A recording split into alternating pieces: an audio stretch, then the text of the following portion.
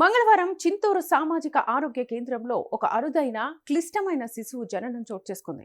చింతూరు మండలంలోని ఎర్రంపేట గ్రామానికి చెందిన గర్భిణీ స్త్రీ సుమారు 6 నెలల గర్భంతో 3 రోజుల క్రితం చెకప్ కోసం సిహెచ్సికు వచ్చారు.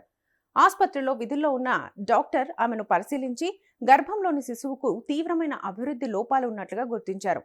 వైద్యుల ప్రకారం శిశువులో మెదడు, దాని చుట్టూ ఏర్పడాల్సిన పుర్రె ఎముకలు సరిగా అభివృద్ధి చెందకపోవడం వల్ల ఈ పరిస్థితి ఏర్పడుతుంది.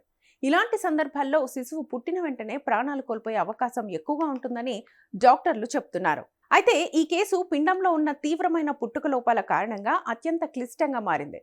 పుర్రె ఎముకలు సరిగా అభివృద్ధి చెందకపోవడం, మెదడు కణజాలం బయటకు కనిపించడం, మెనింగో మైలోసెల్ అనుమానం, తల్లి ఆరోగ్య పరిస్థితి విషమంగా ఉండడం, ప్రాణాపాయం ఉన్న నేపథ్యంలో సిహెచ్సి వైద్య బృందం తక్షణమే స్పందించి అత్యవసరంగా లోయర్ సెగ్మెంట్ సిజేరియన్ సెక్షన్ శస్త్రచికిత్స నిర్వహించి తల్లి ప్రాణాలను విజయవంతంగా కాపాడింది.